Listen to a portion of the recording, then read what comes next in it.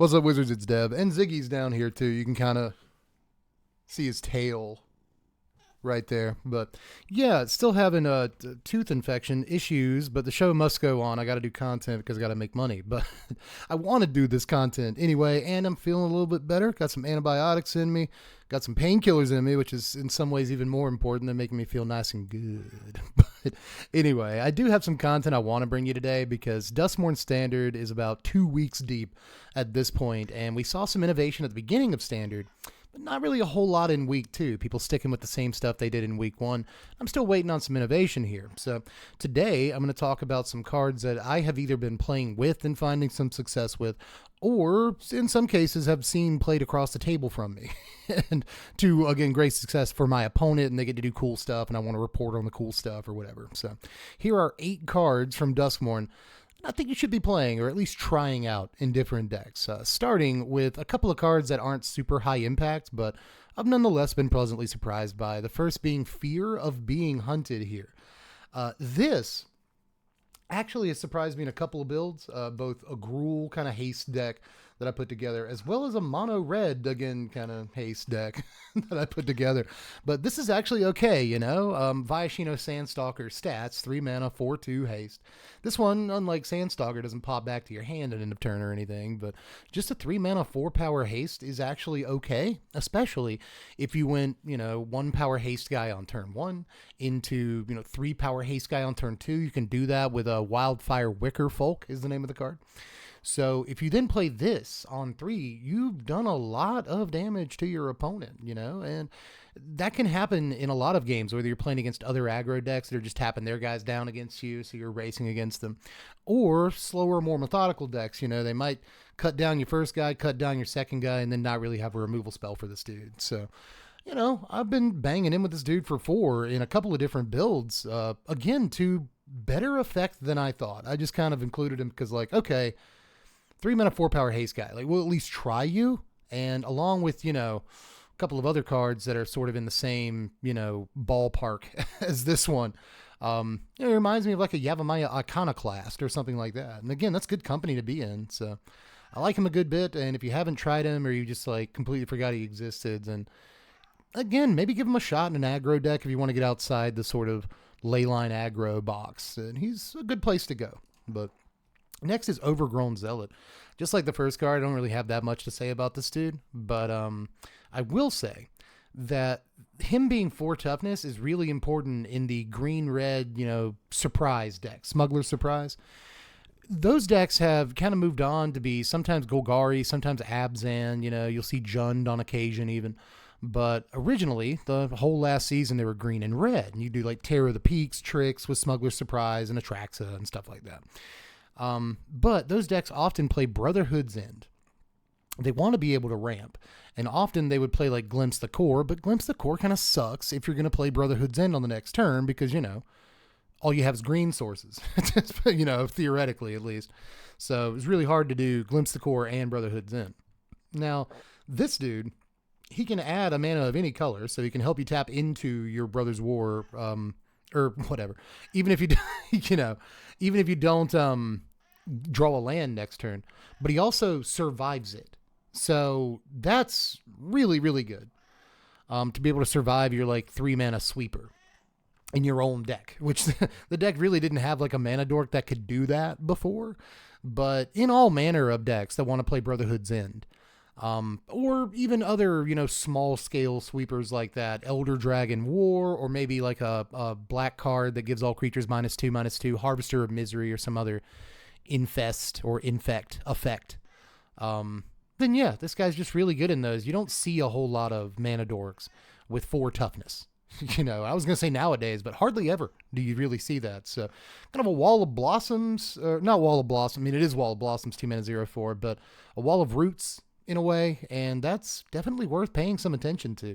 And of course, in your Manifest Dread decks and stuff like that, and he's really, really good too. So keep that in mind, but just mostly as a 2 mana 0/4 that doesn't die to a Brotherhood's End has been the most important sort of thing this card does. But the next few cards we'll look at are cards that do see some amount of play already in Standard. I just think they should see even more than they already do. Next being Nowhere to Run. So this is the 2-mana flash enchantment. When it enters, a guy gets -3/-3 till end of turn, but it also turns off Hexproof and Ward for the rest of the game, just while it's out. And that is extremely good right now, because there's a blue-white enchantments deck that's kind of going around in Standard. There's also green-white enchantments. There's a red-white deck that kind of combines Slick Shot and the Enchantress stuff. It'll play like Shard Mage's Rescue and Sheltered by Ghosts and stuff like that. And this just turns off their ability to play Shard Mage's Rescue. It turns off the green-red deck's ability to play, Snakeskin Veil or something like that. So just great. Tyvar Stand, any card like that. And a lot of decks are playing those cards right now, whether it's the 4 of Snakeskin Veil or the 4 of Shard Mage's Rescue. Owl Buddy just kind of bit me. I'm scratching his butt, and when I scratch his butt, he licks me, but then he just bit me. So you gotta be careful, bud. You gotta be careful. It's not I scratch your butt, you bite my arm. That's not the phrase, okay? So I don't know how you're gonna scratch my back. I don't want you to. Don't try. But anyway, yeah, this needs to be in more main decks. I've seen it in some sideboards from time to time. And to everyone's credit, I have seen people adding it to more and more mains on Arena. But it mostly feels like a 1 of, and I feel like this could be like a 2 of in a bunch of decks that carry swamps. I'm not saying cut all your Go for the Throats or anything, but I think at least a 2 of Nowhere to Run is probably where we want to be, because there's so many save your guy for 1 mana effects in Standard right now. This just blows right through. And it also sets up future cut downs and Go for the Throats too. And that's important. So just play more of this card is all I'm saying. Next is Ghost Vacuum. Heavily sort of, I talked a good bit about this card. I hyped this card a lot in the preseason. And again, this is one that has been seeing some play mostly in boards, although I did see it weirdly in I want to say it was a League 5-0. Some sort of black-white reanimator or mid-range deck that was playing a 2 of this in the main deck. I've seen it in a red deck, I believe, this season too, so weirdly like a big red kind of build. So it pops up in weird spots, but I'd like it to see even more play. There's not only reanimator builds in Standard, but there's a ton of ways to work out of your graveyard in current Standard. And every content creator, I swear, all of us have all talked about, even the actual good Magic players, the pros and stuff like that, have all talked about how good graveyard manipulation is in Standard right now. And this manipulates the graveyard from both ends. It can hit your opponent's graveyard, it can hit your graveyard, and then later on in the game, it gives you a bunch of flying 1/1s with ETB triggers, and that's just super busted. Even if you never get to it, then it's still, less expensive than Agatha's Soul Cauldron to tap and manipulate a graveyard every single turn. It keeps them from getting Delirium. It messes with certain decks. If you're Insidious Roots, it helps your deck in some ways. But against a lot of other decks, it just completely destroys their game plan, So you can get it down on turn 1. So the card just does so much. Graveyard hate is important right now. This is one of the cheapest ways to do it. You get to do it once a turn for the rest of the game.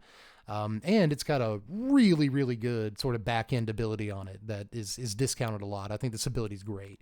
I have sacked this card. I have activated this ability 5 or 6 times in Standard right now, and it's always good. It's always got an Atali off of it once. Got an Atrax off of it multiple times. So just really, really cool card, man. I just feel like, maybe we shouldn't be 2 of main decking it and everything, but play it if you haven't yet. This card is surprisingly strong. But next is Enduring Vitality, which kind of ends the string of cards that some people play already, but I just feel like they should see more play.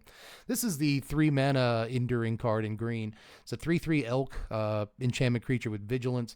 Creatures you control have tap, add mana of any color. So it's a Cryptolith Right. And then when it dies, it comes back under its owner's control as an enchantment, but not a creature. So this, I have been just kind of doing everything with. I built a 5C deck with this. I built an Abzan deck with this. I built green-red with this. I built Selesnya with this. It just turns out if you play, enough 1 and 2 drop creatures that are of some kind of value, a decent enough suite of 1 and 2 drops, and it's not hard to find good 2 drops, especially, then this suddenly just generates mana the turn it comes into play, and that's unbelievable. This is one of the rare cards that it's a ramp card that does something the turn it comes out. Even if your opponent can remove it, sure, it produces 1 less mana theoretically, but it still does something the turn that it comes out, it generates a couple of mana, which plays another creature, which can then tap for more mana. And if it has haste, then maybe you play another guy that turn or whatever. Hold up a shock effect of some kind or whatever. Maybe even play a 2-drop, which, has haste and now can tap to cast Snakeskin Veil or something to protect Enduring Vitality, right? So there's a lot of lines the turn the card comes out, but like I was kind of alluding to a second ago, it does two things. It does that, burst of mana. Burst mana is good. But if you untap with it on the table and like 2 other guys, then suddenly you drop a land, and on 4, you can produce 7 mana. And like it's mana of darn near any color.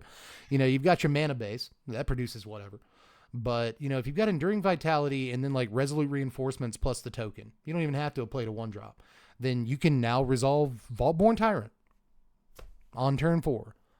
Once we have Llanowar Elves in Standard, sure, Llanowar Elves already taps for mana, right? But the point is, we can play Llanowar Elves on turn 1 and then this on turn 2.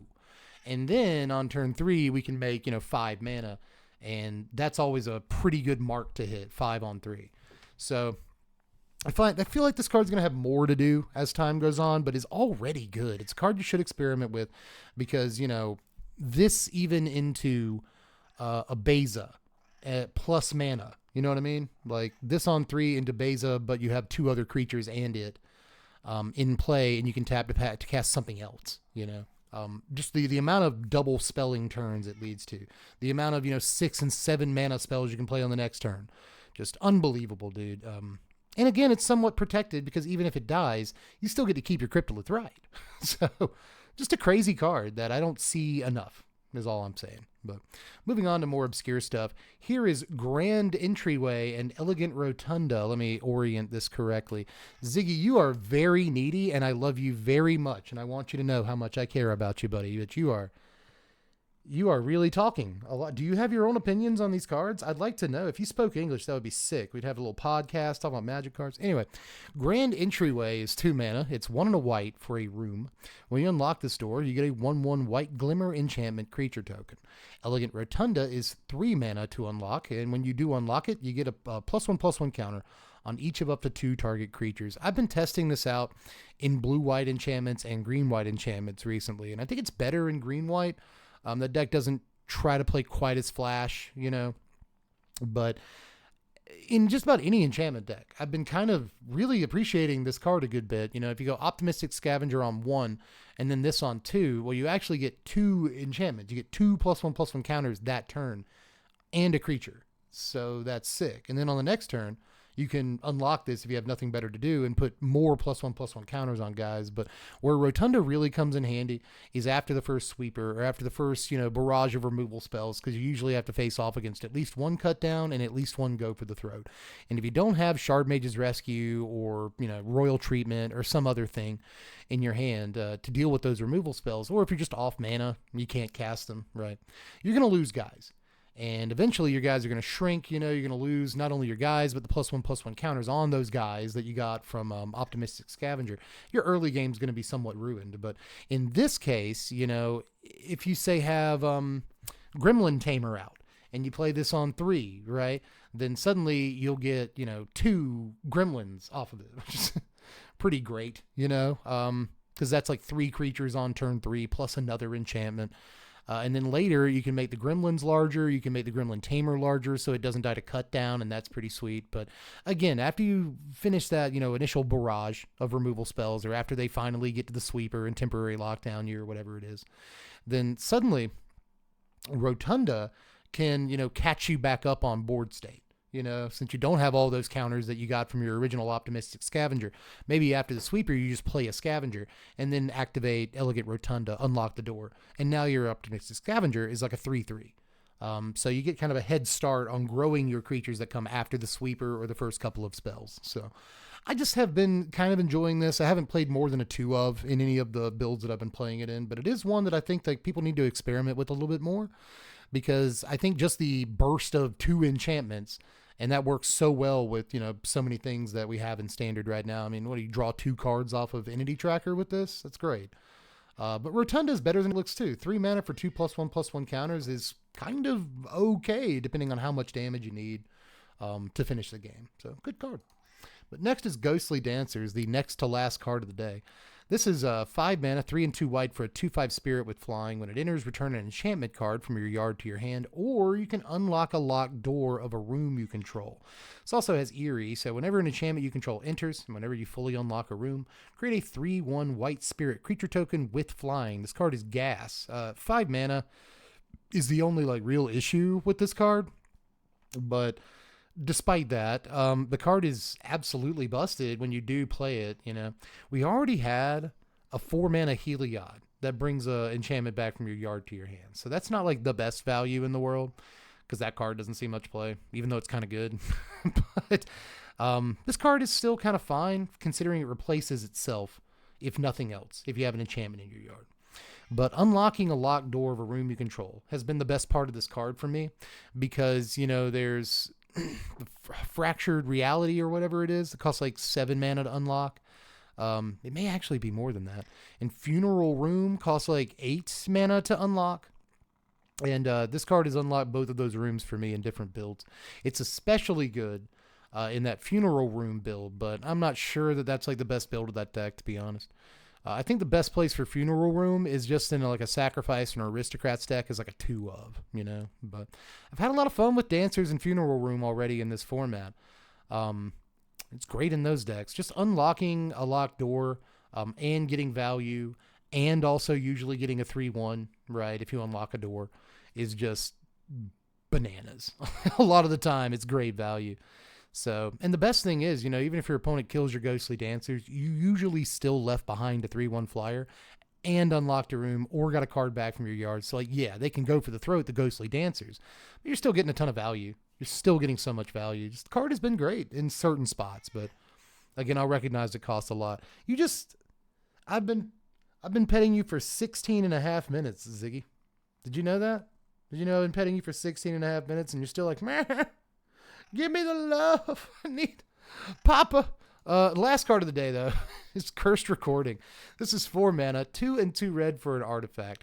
Whenever you cast an instant or sorcery spell, put a time counter on Cursed Recording. Then if there are 7 or more time counters on it, remove all them counters, and it does 20 damage to you, hot shot. But when you tap this and you cast an instant or sorcery spell, copy that spell. You may choose new targets for the copy. So this card is great.